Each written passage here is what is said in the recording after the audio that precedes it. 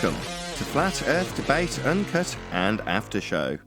I'm your host Nathan Oakley, and if you are new to this channel, or you've not done so already, then be sure to subscribe, hit the bell notification icon and join button if you'd like to become a Nathan Oakley 1980 channel member and keep up to date with the Flat Earth Debate.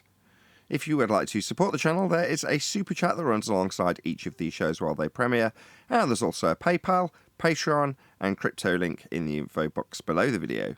Speaking of Patrons, I'm going to do a quick shout out to all of you who do support me on Patreon, so a massive shout out of thanks and appreciation to More Books, Canna Bear, Fiber Oats, Bogey, Michael Kahn, Rob H, Ben White, Maximum Gravy, John Kays, Patrick Gunnels, Banter, Will Brax, Mel B Styles, Troy Shuker, Hairy Blade, Mobile Max 777, Neo the One, Lost Cat FE, Rob W, Open Minded, Reese Pound, Del West Watson, Muted, Maria Neelands, Unbelievable Productions, Blue Ridge Ranger, The Real Gabster, Liam Nedrick Jr., Abraham Mohammed, Skeptic 936, Life is Short, Texas Mike, and David Wayne Foster.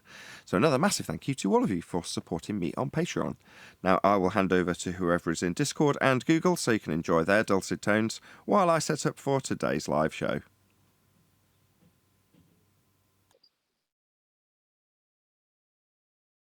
Right, I'm going to go and get a drink. Good morning, Eli. Ted, man, what I said was I was in a no reception zone. I'm like, man, I know the show's starting by now. So I get the elevator come up, boom. I seen that drink was there, so I figured. Now you're robot. Now you're roboting as you were telling me to start.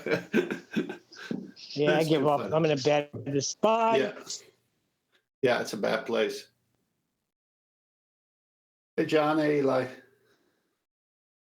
Hey, Tim. How you guys doing today?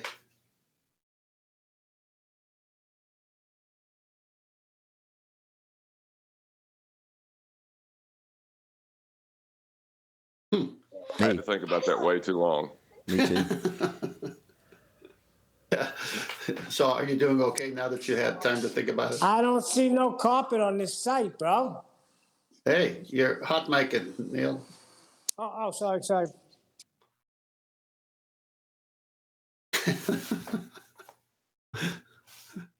I'm not too bad. How are you doing, Tim? Doing better. A little bit better today. I don't see no curvature on this earth, bro. Yeah, because there is none. What's up, y'all? Oh, good times ahead of us, that's for sure.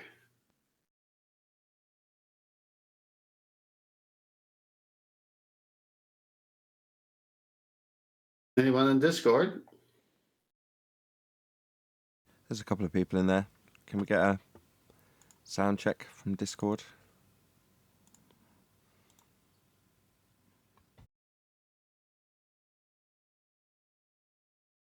No, Nathan. No, we can't. We can't get a sound check from Discord.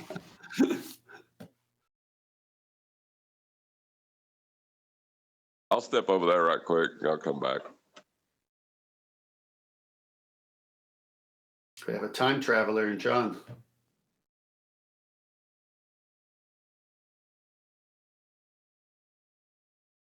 Sorry, were you talking to me? My wife just walked in and asked me something. No, I was just saying, John said he's going to step into Discord and report back, and I said, we have a time traveler in John. Have you guys heard the news? Which news? Eli. Just one sec. Go ahead, John. Can you hear me okay? Yes. Thank you for doing that. Go ahead, Eli.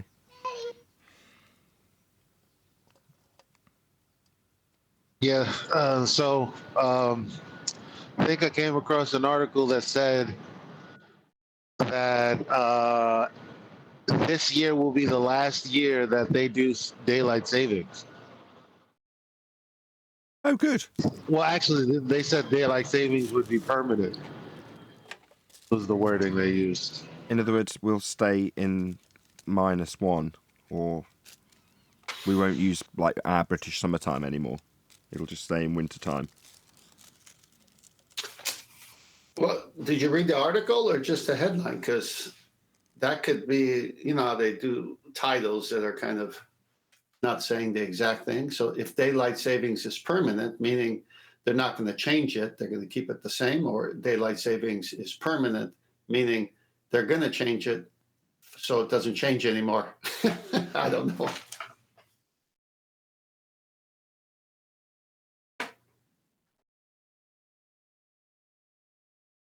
Well, thank you for that, current affairs officer Eli Freeman. Not officer, correspondent. Yeah. That was the one I was looking Eli, for. Correspondent Eli from New York City. Yeah. Back to you, panel.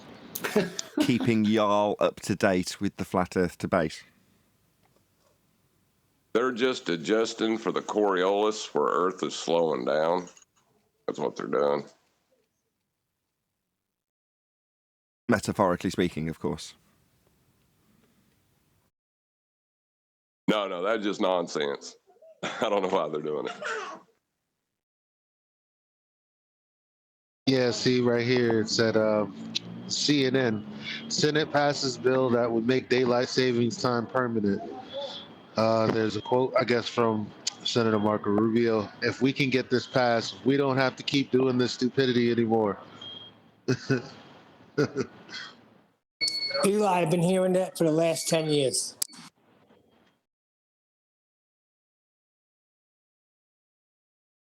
Well, it's about time. I do like gaining an hour in the fall, though. Me too. Well, you're not. Yes, you are. No, you're not. All that happens is your reference to talk to other people about time changes. But in terms of what occurs, I'm being smug, but this only occurred to me since having kids. Because their routine doesn't change. The sun comes up, and when it does, they get up. Nothing changes, in fact. Only your reference to the piece of mechanical trickery on your arm. That's all that changes. No, during the summertime, it's lighter longer. No, it bloody isn't. Set the clocks back. Right. When you say lighter longer, in the summer, yes, it is lighter longer because it's summer. Not because the clocks have changed. Nathan, it's the clocks, Nathan. Hold on. Those arbitrary pieces of machinery that we carry on our wrists that tell us this concept of time. Everyone believes in that concept, and when you have a job, you have to get up according to it. So you do well, there you go. You see, technically, I'm self-employed, and YouTube doesn't mind what hours I keep. So for me, that's easily said. I'll agree. For you, bound up in the concepts of time and people who are a slave to that concept, that does alter their life because they physically shift their schedule. Even though the sun's coming up at pretty much the same time as it was, maybe a little bit later than it did the day before. You know what I mean? You ain't kidding, slave, because I had to just go take a urine test, take a breathalyzer test, take orientation just to do my trade. So they looked at you and said, "This guy looks like a drunk druggie. We better." No, You better have daylight around this guy most of the time. There was 25 people there. Oh, Well, have you I've changed been your to starting time, orientation. Nathan? Next week. Have I changed my starting time? No.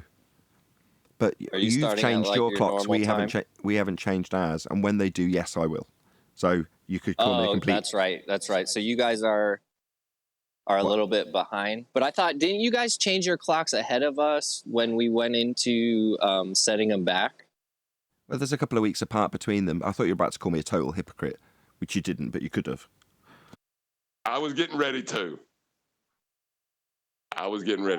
Hypocrite. Why would I call you a hypocrite? Because I've told you, like, I'm peace and love and some sort of hippie. Like, hey, man, I'm not affected by the time. I rise and flow with the sun, man. And then, do you change the time of your show? Yeah, I do, yeah. Oh, no. I was just saying, because I noticed when we changed our time this past, when we set our clocks back, like before we just set them forward this time, it seemed like the way the sun rising and setting, it was much more than, it was a couple of hours change, not just an hour. You know what I mean? Well, yeah, So I you're wonder that. what Yeah, goes yeah, on with yeah. that. I totally agree, and I know exactly what you mean, because there's a turning point when you get to spring. Suddenly, it's much more noticeable that you're getting a lot more sun throughout the day, and that it's rising higher in the sky. Now, if you're paying attention, which I do daily, to where the sun's coming up and what it's doing, and point it out to my kids, not daily, but almost daily, then you get an idea of how it's changing, how it's altering. Now, for us, it's very lucky in terms of the position of this building, in terms of during the summer months, it comes out of a side window, and during the winter months, it only comes out the kitchen window. They're 90 degrees to each other. So there's a very distinct difference. I can see it coming over that house, and I can point it out to the kids in summer, and I can point it coming out over the garages in winter, and staying low to the horizon during the winter. But that starkly changes around about now. You get to notice, and I'm like, you're noticing that the sun's coming down from a much sharper angle now at 9 a.m. And my daughter's like, yeah, it's much more sunny. Sun's around for longer. She says it while we're driving to the home ed class the other day. The sun's up. Look, it's coming with us, she says. And I was like, no, it's just we can see it more obviously now than we could a week ago. So, paying attention to these things rather than your watch was what I was driving at, rather than being some smug hippie.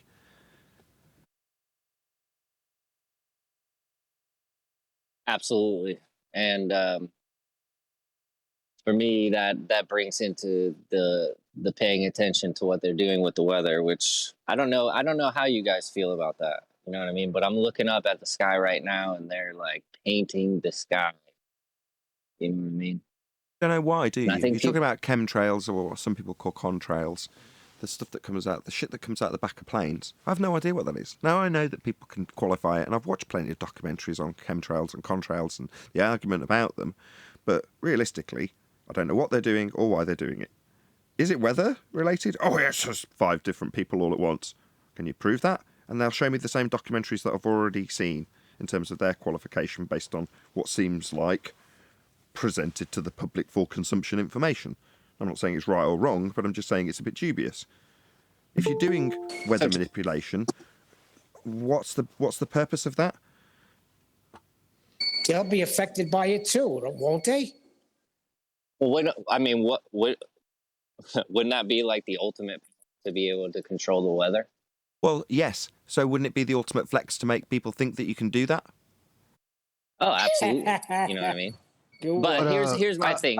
Regardless of the documentaries, right? I know from my personal experience, and you can say memory is fallible for sure, but I come from a family. My father's very interested in aviation. I have always been looking up at the sky, right? I'm very familiar with airplanes, and I have seen contrails for a very long time. And the concept of a contrail is the same thing as your breath on a cold day, right? You see your hot breath come out and then it disappears, which is what contrails used to do.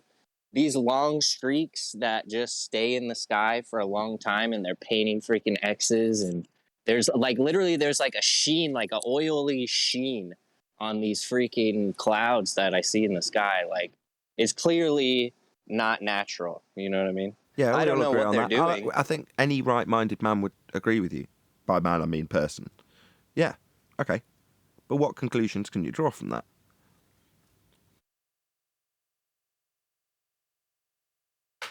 There's that it's speculative, and Right.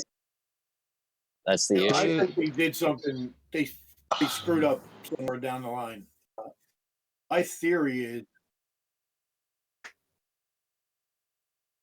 Go on, don't be shy. so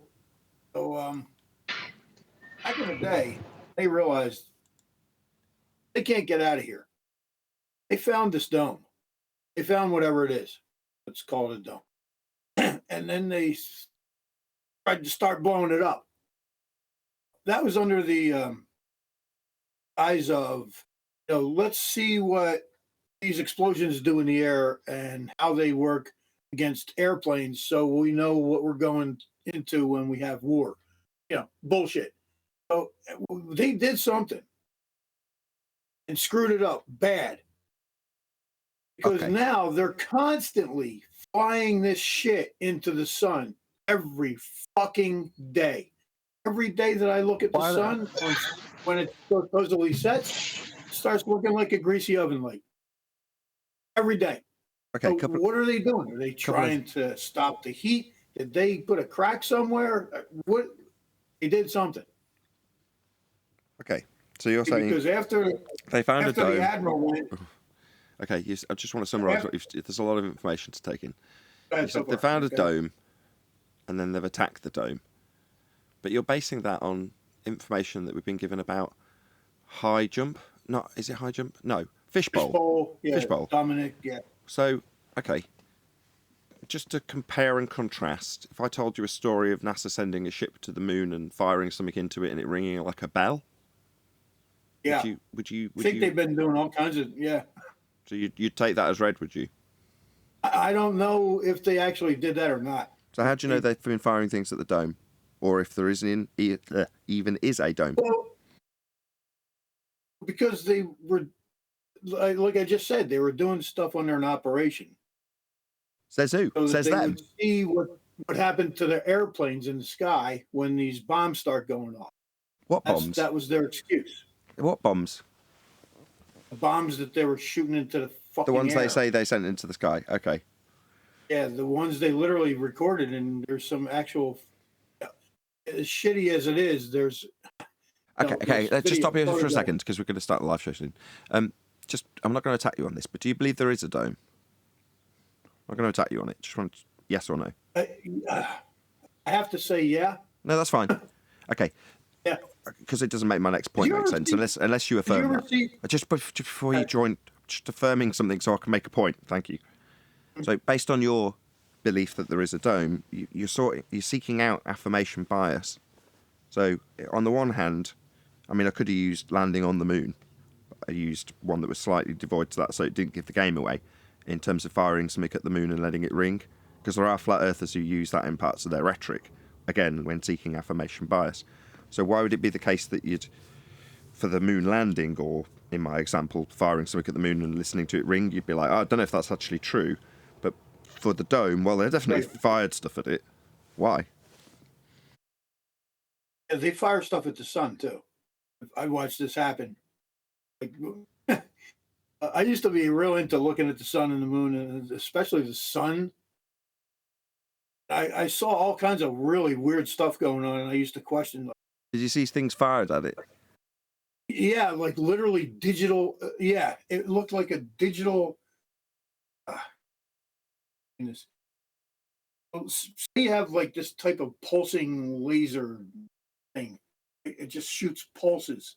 You can see these literal like dashes going into the sun.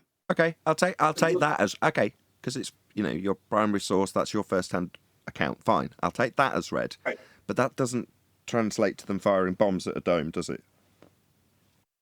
No, that's a whole different thing. Right. So you can only take it on their word, and their word is not worth anything to me.